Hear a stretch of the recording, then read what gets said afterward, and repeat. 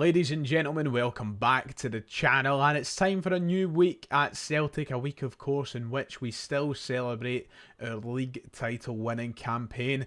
It's also Derby week. That might fly under the radar for some people because of the weekend celebrations, but we have a trip to Ibrox this weekend, which I'm sure we'll cover as the week goes on. However, today we've got a couple of wee things to talk about, some housekeeping issues to kick off a Monday afternoon.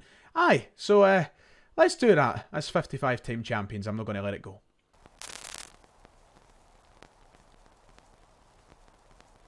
If you haven't already, please make sure to hit like and subscribe. That would be much appreciated. We are about 900 subscribers away from the big 50,000. It would make us the first Celtic fan channel on YouTube ever to hit the 50k mark. So if you could, please go down below, hit both of those buttons.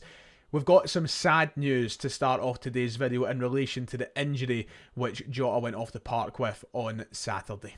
Reports from the tabloids are suggesting that Jota's season could be over following his injury on Saturday at Tannadice. A dodgy landing saw Jota do damage to his knee. We don't know the full extent of the injury yet or the exact details. During the game, Ian Crocker told us that it was a twisted knee, but it looks as though it could be a wee bit worse than that, because some people even saying that he could be out for the start of next season. Not ideal. Here were the headlines. A huge update on Celtic hero Jota as a knee injury causes fears that he could miss the start of next season. He was spotted leaving the game on Saturday in crutches. Of course, there was photographs and images of him on Sky Sports of him going around the park celebrating with the Celtic players and fans in crutches, and that could spell the end of his season. So according to The Sun, sadly of all places, they understand that painful news is anticipated on the extent of the damage. It is believed that he has already had an initial diagnosis which suggests he will face several months on the sidelines. That would see the player ruled out for the Scottish Cup final against Aberdeen at Hampden next month, but there is also fears that Jota is facing a race against time to be fit again for the start of next season. So not exactly what you want to hear, especially with Jota just returning this past January. Some heartbreaking news for the big Jota fans, which is basically all of us. And you don't want to see anybody getting injured at this stage of the season, especially when you're trying to enjoy the championship winning weeks, when you're trying to enjoy a potential Scottish Cup final and treble. And I mean, when you hear that he could be out for the start of next season and you want to start off as strong as possible, it's just no great, is it? So we know that he'll miss this weekend's trip to Ibrox. That's all but confirmed. I'm sure Brendan Rodgers will give us the 100% confirmation on that in his press conference on Friday.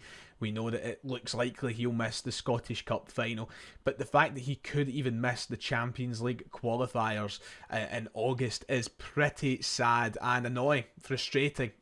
Because we need all the firepower we've got. We're going to have a tough game to try and qualify for the Champions League, and you want to start off the season domestically as strong as possible as well in your quest for 5 in a row. Jota is one of Celtic's top players, and I know he's not exactly hit the heights that we know he can since returning. I think he's still in a battle to try and build back his fitness and try to build back what he delivered in his first tenure with the club.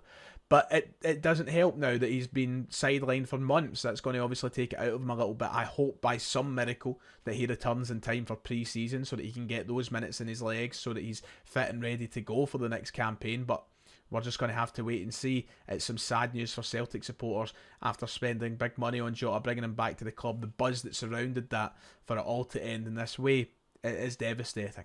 So we'll just need to wait and see what Brendan Rodgers tells us on Friday, unless any news breaks before then. So as you know, like and subscribe, and I'll try and keep you up to date as things happen. But yeah, Friday we'll hear the full extent of the injury. Hopefully it's similar to the Kasper Schmeichel situation, and we have the tabloids reporting he's out for longer than he actually will be.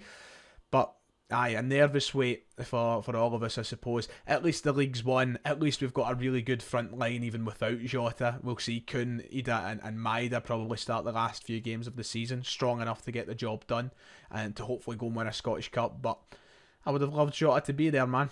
I would have loved him to be there.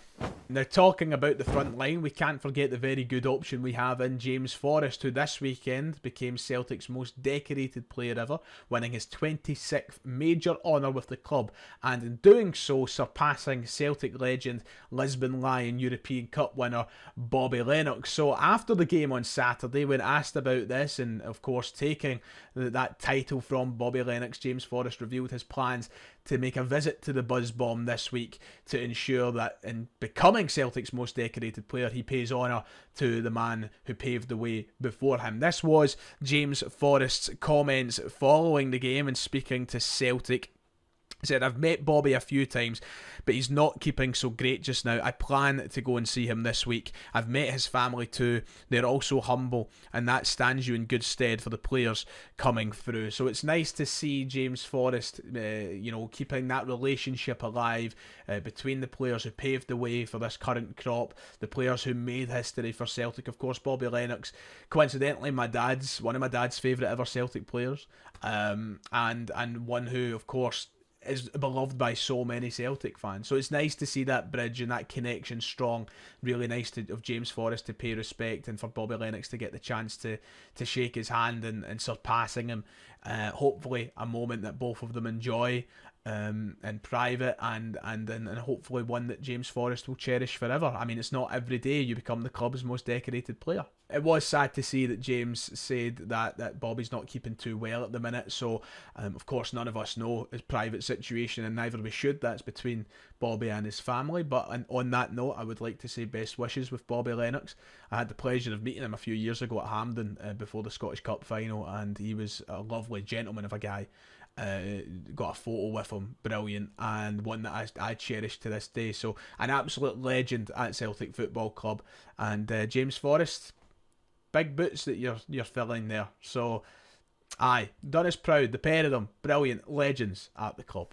And to finish off today on the topic of success and milestones, the nominees are out for the PFA Player and Young Player of the Year awards in Scotland, which sees a lot of Celtic nominees this year, as you would expect, and recognition for some of the country's best players all season. So for the Male Player of the Year awards, Celtic have been given a few nominees, 3 to be exact. Callum McGregor, Nicholas Kuhn and Dyson Maeda have all been nominated alongside Dundee striker Simon Murray. I mean, what an honour for Simon Murray to be up alongside the likes of Dyson Maeda and Callum McGregor, by the way. That's fair play, Simon's son. I will say that at least. But nonetheless, nice to see all these players recognised. Dyson Maeda surely got to take the award home this year. I mean, last year we were, Matt O'Reilly was robbed of the award. Of course, Lawrence Shanklin took it home, didn't he? So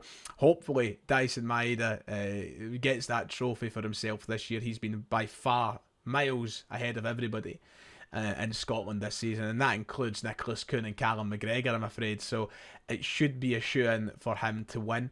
And for the Young Player of the Year award, Celtic have seen Arne Engels nominated. Arne Engels is up alongside Hamza Igamane of Rangers, Lennon Miller and James Wilson of Motherwell and Hearts respectively.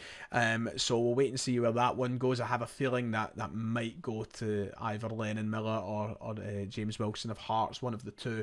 But Arne Engels up there, had a magnificent season as well. Of course, I do believe he is more than deserving of winning that award too, but you know that the PFA will like to give somebody homegrown something. Yeah, there you go. So 4 Celtic players up for awards this year in the PFA individual awards. Yeah, fantastic stuff, and hopefully we come out with the 2 winners.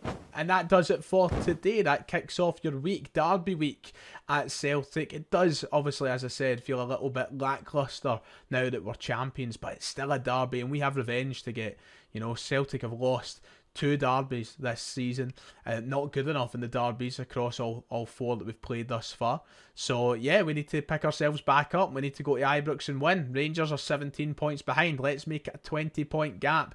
We'll be talking about that game as the week goes on, so bear with me, press like and subscribe, and I'll be here all week to talk about it. Until tomorrow, take care of yourselves, ladies and gentlemen, and I'll see you all next time.